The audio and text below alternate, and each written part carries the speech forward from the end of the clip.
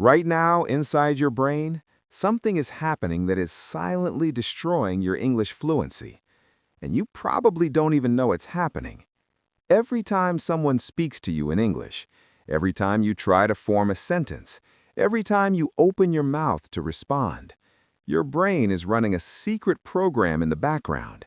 It hears the English words, translates them into your native language, forms the response in your native language, translates that response back into English, and then, finally, tries to say it out loud. 4 steps, every single sentence, every single time. And by the time your brain finishes all 4 of those steps, the moment has already passed. The conversation has moved on. The other person is already talking about something else, and you're standing there with the perfect response, 10 seconds too late. Sound familiar? That frustration you feel in that moment, that is not a vocabulary problem. That is not a grammar problem. That is a translation problem. And today, we are going to fix it. This is probably the most practical, most immediately useful video I have made on this channel, because what I'm going to share with you today is not a motivational concept. It is not a mindset shift. It is a specific, concrete explanation of what is happening inside your brain when you translate, and a clear system for how to stop doing it. So stay with me, because by the end of this video, you are going to understand your own brain in a way you never have before. Let me start with a question. When you think, what language do you think in? Take a moment, really think about it. If I ask you right now, what did you eat for breakfast this morning? What happens inside your head? You don't see letters, you don't hear grammar rules, you see images, you feel sensations, you access a memory directly, without words, without language, without translation. That is how the human brain works. Thinking is not language. Thinking is experience, images, feelings, associations. Language is just the tool we use to express those experiences out loud. And here is the most important thing I want you to understand today. Your native language is not your thinking language. It is just the first tool you learn to express your thinking. And right now, when you try to speak English, you are still using that first tool as a middleman. You are thinking the thought, translating it into your native language, and then translating it again into English. You are doing double the work, in half the time, under enormous pressure, and then wondering why it doesn't come out smoothly. Of course it doesn't come out smoothly. You're asking your brain to run a marathon while carrying someone on its back. Let me explain what is actually happening in your brain when you speak a language naturally. When you speak your native language, here is the process.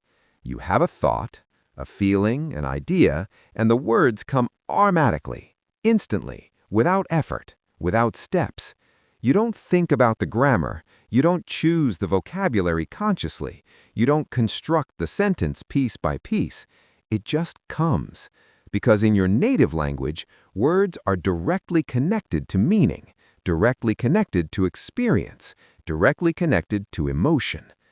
The word for mother in your language doesn't just mean a female parent. It carries warmth, memory, safety, smell, sound, decades of experience packed into a single word. That direct connection between word and experience, that is what fluency feels like. Now here is the problem with how most people learn English. They learn English words as translations of their native language words.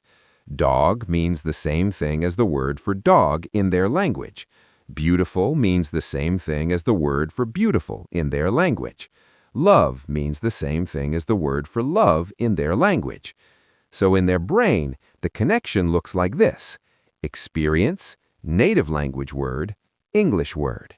There is always a middleman, always a bridge, always a translation. And as long as that bridge exists, true fluency cannot happen. Because fluency is not knowing the English translation of your thoughts. Fluency is having the English word directly connected to the experience itself. Experience, English word. Directly. No bridge, no middleman, no translation. That is what thinking in English actually means. And that is exactly what we are going to build today. Now, before I give you the system, I want to address something. A lot of people here think in English and immediately feel overwhelmed. They say, I can't just switch my brain off. I've been thinking in my language my whole life. And that's completely fair. I am not asking you to turn off your native language. I am not asking you to forget who you are, where you come from, or the language your mother used to call you for dinner. Your native language is part of your identity. It is precious. It is beautiful. What I am asking you to do is build a second room in your brain. Right now, you have one room, your native language room. Everything in there is fully furnished, comfortable, warm. Every word, every memory, every emotion has a place.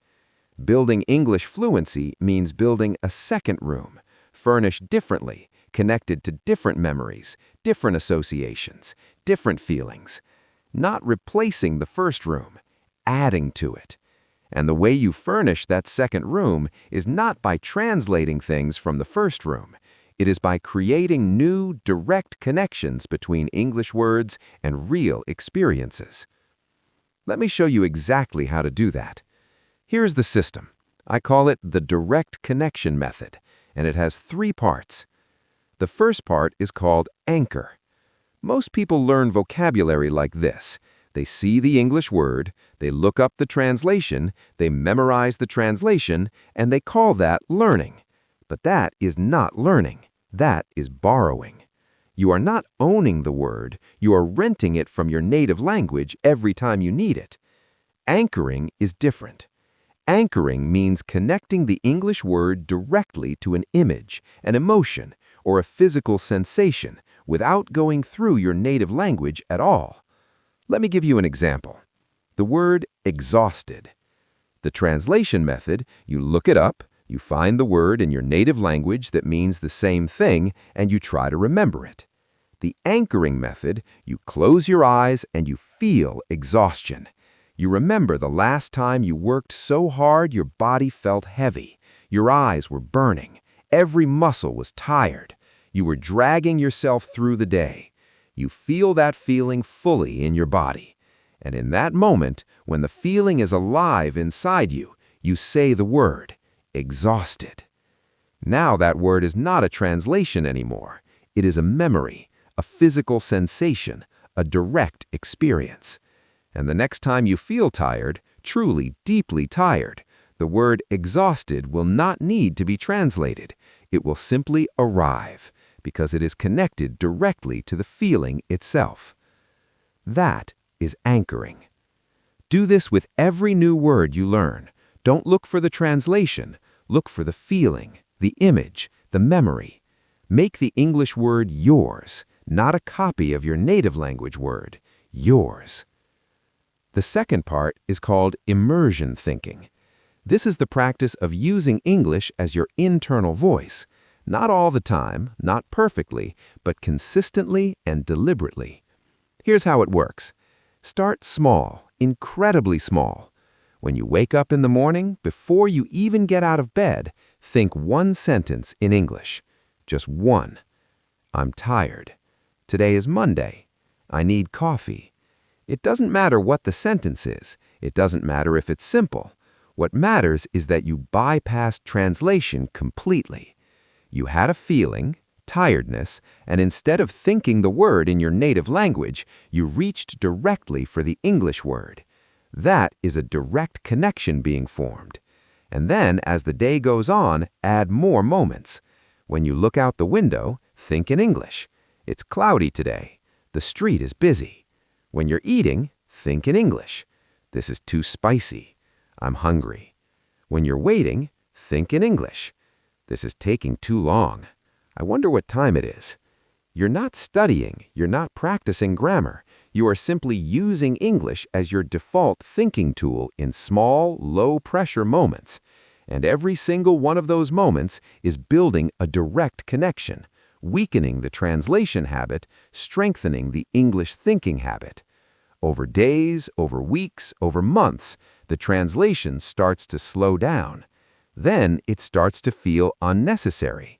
Then one day you will be in a conversation, someone will say something to you, and you will respond. And 2 seconds later you will realize you never translated, not once.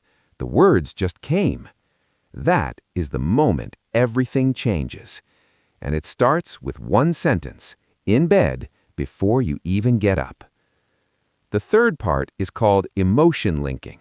This is the most advanced part of the system and also the most powerful. Here is something most language teachers will never tell you. You remember words that made you feel something. Think about it. The English words you know best, the ones that come to you instantly, without effort, without translation, are almost certainly words you encountered in an emotional moment. A song that moved you, a movie scene that made you cry, a conversation that made you laugh, a speech that made you feel inspired. Those words stuck, not because you studied them, but because they were attached to emotion. Emotion is the brain's filing system. When something makes you feel, your brain says, "This is important, store it deeply." And when something is stored deeply, it is retrieved instantly. That is why translation is so slow. Translated words are stored shallowly. They are filed under Vocabulary List, page 47. They have no emotion attached to them, no memory, no experience.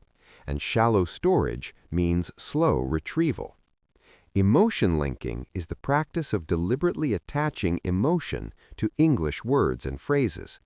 Here is how you do it. When you learn a new word or phrase, don't just write it down. Use it immediately in a sentence that means something to you personally. Not, "The dog is big." Something real, something emotional, something from your actual life. I was exhausted after my mother's surgery. I felt embarrassed when I couldn't answer in the meeting. I was so proud when my child said my name for the first time. You are using the English word inside a real memory, inside a real emotion, inside something that actually happened to you. Now that word is no longer on page 47 of a vocabulary list. It is inside your life, inside your story, inside your emotion. And the next time you need it, it will come, fast, direct, without translation. That is emotion linking. Let me bring these three parts together for a moment, because I want you to see how they work as a system. Anchor teaches you to connect words to experience instead of translation. Immersion thinking teaches you to use English as your default internal voice in small daily moments. Emotion linking teaches you to store English words deeply by attaching them to real feelings and real memories. Together, these three practices are doing one thing. They are rebuilding the architecture of how English lives in your brain, moving it from the surface, where translations live, to the depths, where your native language lives. And when English reaches that depth, it stops being a foreign language. It becomes a part of you. Now I want to talk about something that I think is the hidden reason why so many people cannot stop translating, even when they know they should. It's not habit. It's not laziness. It's not lack of practice. It's trust.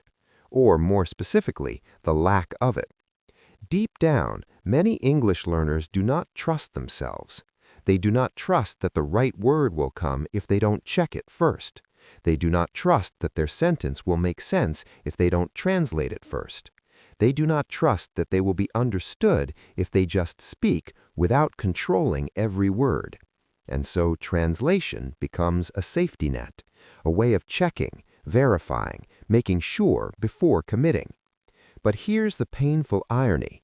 The more you use translation as a safety net, the more you need it, because you never give your brain the chance to prove it can do it without the net. You never give yourself the chance to discover through real experience that the word will come, that the sentence will make sense, that you will be understood. Every time you translate before speaking, you're telling your brain, I don't trust you to do this alone. And your brain believes you. So it waits for the translation every time because that's what you've trained it to do. The only way to break this cycle is to take the net away, to speak before you're certain, to let the imperfect sentence come out, to trust that communication will happen even without perfect control. And when it does, when you speak without translating and the person understands you, your brain gets the evidence it needed. I can do this. And the next time, it needs the translation a little less. And the time after that, a little less again, until one day it doesn't need it at all. I want to close with something that I think will reframe this entire conversation for you. Children don't translate. Think about a child learning their first language. They don't have a dictionary, they don't have grammar books, they don't translate anything because they have no other language to translate from. They simply hear a word, experience the thing it represents, and slowly, deeply, the connection forms. Hot, they touch something warm, they feel it, they hear the word, connection made. Dog, they see it, they feel its fur, they hear it bark, they hear the word, connection made. No translation, no middle step, pure direct connection between word and world. That is exactly what the direct connection method is trying to recreate for you as an adult. You cannot go back to being a child. You cannot unlearn your native language, and you would not want to. But you can, with deliberate practice, with the right approach, with patience and consistency, build those same kinds of direct connections in English. You can reach the point where exhausted doesn't remind you of a word in your language. It reminds you of a feeling, your memory, your experience. That is thinking in English. And it is not as far away as you think. It starts today with one anchored word, with one sentence in English before you get out of bed, with one memory you attach to one phrase, one small direct connection, then another, then another, then another, until the translation slowly, quietly, permanently stops. You don't have a translation problem. You have a habit that was never questioned. And habits, when you understand them clearly enough, can always be changed. Start today. I'll see you in the next video.